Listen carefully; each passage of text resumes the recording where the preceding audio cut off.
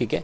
तो जो बुराक का जो कंसेप्ट है वो उस जमाने भी मौजूद था, बिजली का कंसेप्ट, बिजली का जिक्र जो है तो वो उस जमाने में क्या कहते हैं मुफ्ती साहब? मैं इस हवाले से ये कहूँगा, देखे ये दरियाफ्त ही हैं, बिल्कुल सब तमाम जी तमाम के तमाम दरियाफ्त हैं, क्योंकि हमारा वो समझाने के लिए उसे ईजाद कहा जाता है। हाँ, इब्दा जो है ना, किसी चीज को बगैर नमूने के पैदा करना, ये सिर्फ अल्लाह तबारक व तआला की सिफत है, किसी और की नहीं है। तो अल्लाह तबारक व तआला ने इन सब चीज़ों को पैदा फरमाया। अब ये कि इंसान को जब अल्लाह ताला समझ देता है तो उसकी तरफ उसको रहनुमाई मिल जाती है और वो लोगों के सामने उसको पेश कर देता है। वरना कानून फितरत जो अल्लाह तबारक व तआला ने राइज फरमाए हैं वो कोई किसी ब्राइल्स के बाद वजूद में नहीं आया, या न्यूटन के बाद या आइंस्टाइन के बाद वजूद में आया, पहले से मौजूद था, उसको दरियाफ्त किया गया, पता चल गया उनको। ठीक है डॉक्टर साहब, आते हैं हम अपने एक एक चीज पर। आप की स्पेशलाइजेशन है हेयर ट्रांसप्लांटेशन में, कितने अंदाज से होती है, कितने तरीके से होती है? देखिए, जो सर्जिकल हेयर ट्रांसप्लांटेशन है या जिसको हम मेडिकल एस्पेक्ट का जो हवाले से जिसको डिस्कस करते हैं, वो दो तरह से होती है। ठीक। उसमें उस इंसान के अपने ही बाल, अपने ही जिस्म के बाल उसी के अपने जिस्म में लगाए जाते हैं। ठीक है। अच्छा, हेयर ट्रांसप्लांट दीगर दूसरी ट्रांसप्लांटेशन से इस हवाले से मुख्तलिफ है कि अभी तक हेयर ट्रांसप्लांट में किसी दूसरे शख्स के बाल नहीं लगाए गए हैं, नहीं लगाए जा सकते। ठीक है। ठीक है।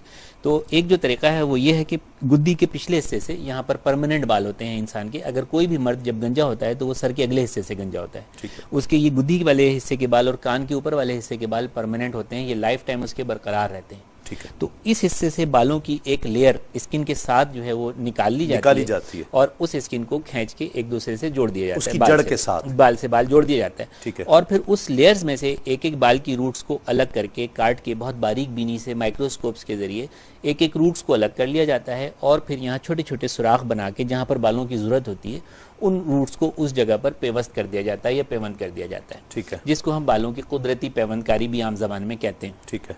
एक तरीका तो ये है जिसमें कट दिया जाता है। ठीक है। दूसरा तरीका, अच्छा, इसमें तकलीफ भी होती है? ये लोकल एनेस्थीसिया में किया जाता है, सुन करके बाकायदा उस हिस्से को, जिस हिस्से में काम किया जाता है वहाँ पे एक छोटा सा इंजेक्शन देके एनेस्थीसिया का उसको सुन कर दिया जाता है और ड्यूरिंग प्रोसीजर कोई तकलीफ नहीं होती। आफ्टर प्रोसीजर अगर वो तो तकलीफ सुन होती कर है, देने की वजह से नहीं होती ना जी, क्योंकि जब इस्लाम शरीय फैसला आएगा फिक़ही तो मुफ्ती साहब को हो सकता है कि इसमें तकलीफ होती है या नहीं होती, ये भी पेश नजर रखना होगा। ठीक है। वो सिर्फ जिस वक्त इंजेक्शन देते हैं उसको, तो इंजेक्शन की जो निडल होती है वो उसको प्रिक वो चुपती है, फिर उसके बाद जब दवा अंदर चली जाती है तो वो उस हिस्से को सुन कर देती है, नम कर देती है।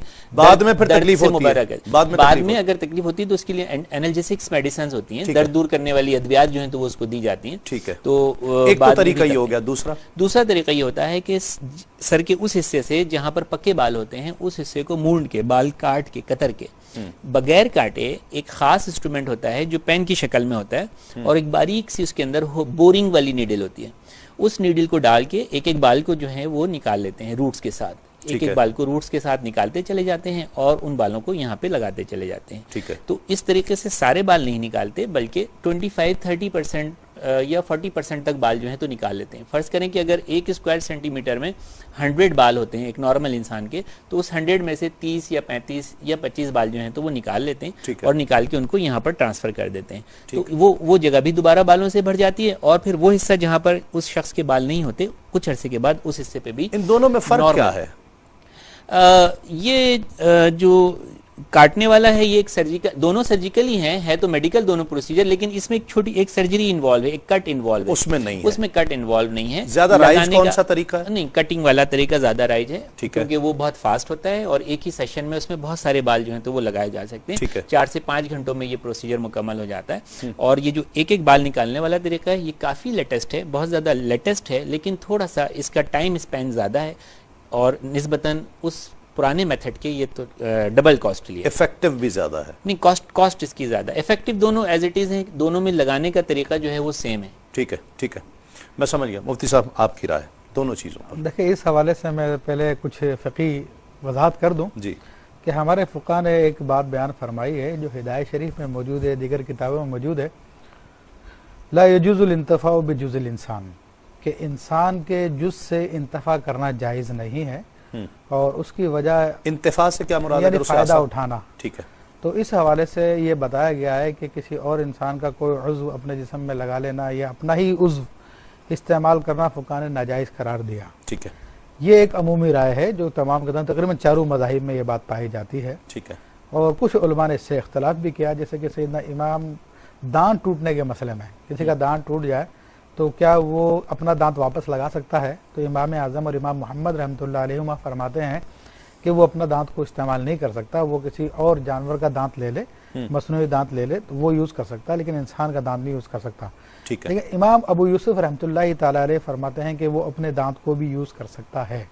ठीक है। तो इस एतबार से चूँकि जदीद साइंसी तहकीकात आ रही है और लोगों के फ़ायदे का मसला भी इसी में है कि जनाब इमाम अबू यूसुफ रहमतुल्लाह अलैह के कौल को लिया जाए, क्योंकि नबी अलैहिस्सलातु वस्सलाम की जो हदीस शरीफ है, यस्सिरू वला तुअस्सिरू, आसानियाँ पैदा करो मुश्किलें पैदा ना करो, ठीक है, बश्शिरू वला तनफ़िरू, खुशखबरियाँ दो मुतनफ़र ना करो लोगों को। ठीक है। तो इन असूलों को मद्देनजर रखते हुए हम इमाम अबू यूसुफ रहमतुल्लाह अलैह का कौल लेते हैं। ठीक है। तो अब हम आते हैं बाल की तरफ, क्योंकि बाल के हवाले से इस एतबार से डायरेक्ट गुफ्तगू नहीं है, तो बाल के हवाले से जो इज्तिहाद की जरूरत है। हाँ, तो बाल के हवाले से खुद यानी इंसान का अपना बाल उसी के जिस्म के लिए इस्तेमाल किया जाता है।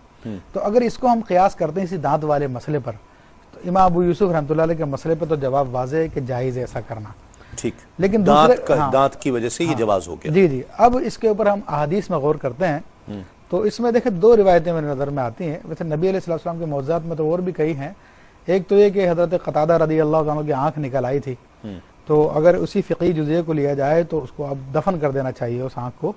लेकिन नबी अलैहिस्सलाम के बारगाह जब लेकर हाजिर हुए तो आप अलैहिस्सलाम ने वो उनकी आँख जो है उनके हल्का चश्म में रख दी और वो आँख पहले से ज़्यादा बेहतर हो गई। सुभान अल्लाह। इसी तरह एक सहाबी रसूल सल्लल्लाहु अलैहि वसल्लम का वाक़या आता है कि उनका बाजू कट गया था। जी हाँ। वो अपना कटा हुआ बाजू रसूलुल्लाह सल्लल्लाहु अलैहि वसल्लम की खिदमत में लेके हाजिर हुए।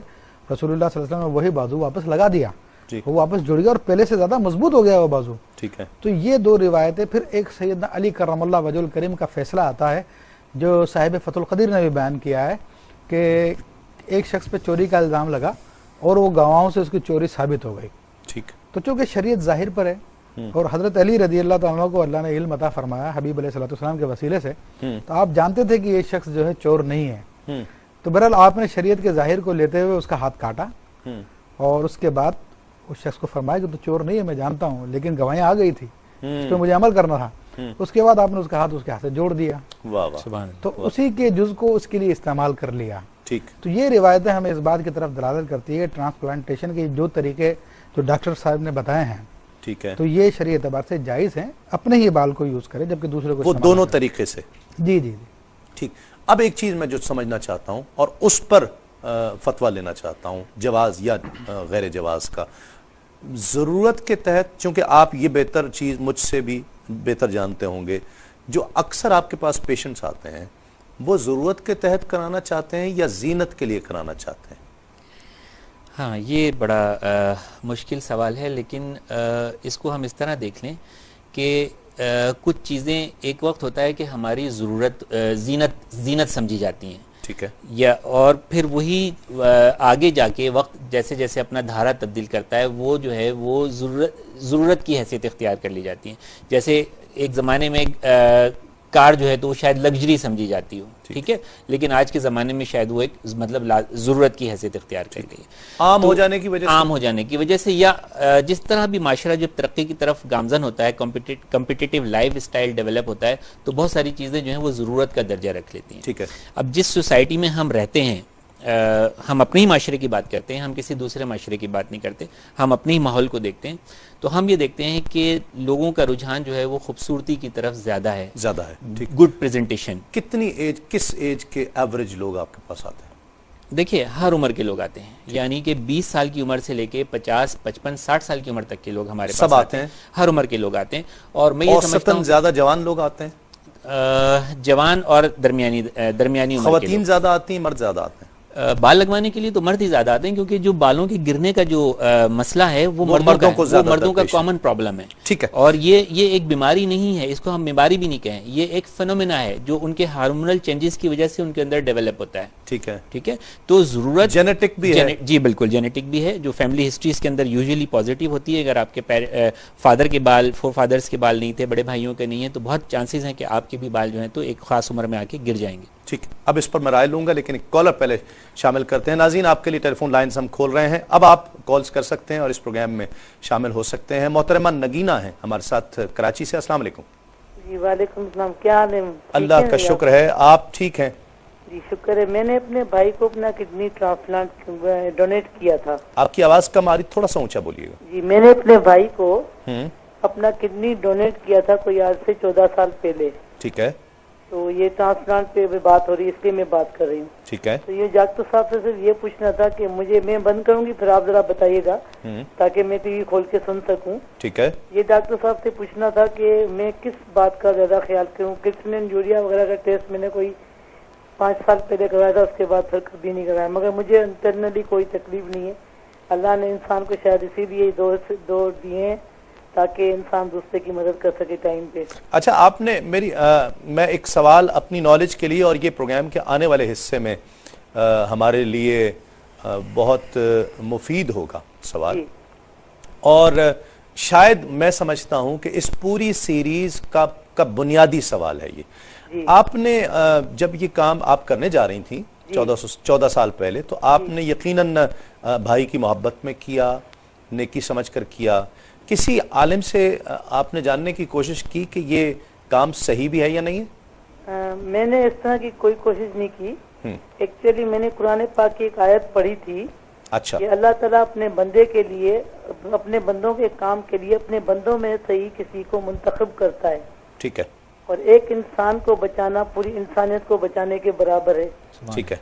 अच्छा, उस बंदे को उसका कोई क्रेडिट नहीं है जो मुंतखब होता है, ये तो उसके ऊपर अल्लाह की मेहरबानी है जो अल्लाह उसको मुंतखब कर रहा है। ठीक है। और अपने बंदे की उसने जान बचानी है दूसरे की, तो उस दर्जे की मोहब्बत दिल में डालेगा, वाह, तो ये बंदे से ये काम होगा। और दूसरा, इस कुरान, उससे 1 महीना पहले मैंने पूरे कुरान पाक की मीनिंग पढ़ने मुझे नसीब हुई थी। अगर वो नहीं नसीब होती तो शायद मैं से ये काम नहीं होता। मगर ये आमादगी ना होती आप में जी, ये आमादगी शायद ना होती, मगर अल्लाह ने ये काम लेना था तो उस दर्जे की मोहब्बत डाल दिया। आज मेरे भाई नहीं रहे, बेचारे 5 साल पहले उनका इंतकाल हो गया। अच्छा। मगर ये कि मेरे दिल को एक इत्मीनान, सेटिस्फेक्शन है।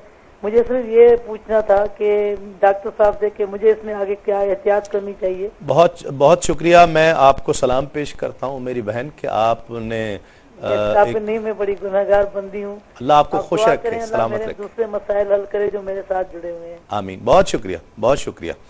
जी मुफ्ती साहब, अब 2-3 चीजें सामने आ गई हैं। एक तो जीनत के लिए ज्यादा हो रहा है, हर उम्र का आदमी आ रहा है, मर्द ज्यादा आ रहे हैं। अच्छा, एक तो ज्यादा नहीं, मसला ही मर्दों का है, मर्द ही आ रहे हैं, औरतें बिल्कुल नहीं आई आज तक।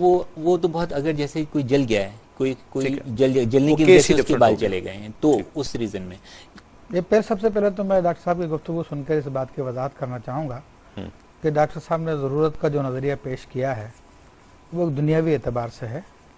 शरीयत मुतहरा में ये बाकायदा इनकी अपनी डेफिनेशन है कि ज़रूरत की क्या डेफिनेशन है, हाजत की क्या डेफिनेशन है, मनफियत की क्या डेफिनेशन है, जीनत की क्या डेफिनेशन है, फजूल की क्या डेफिनेशन है।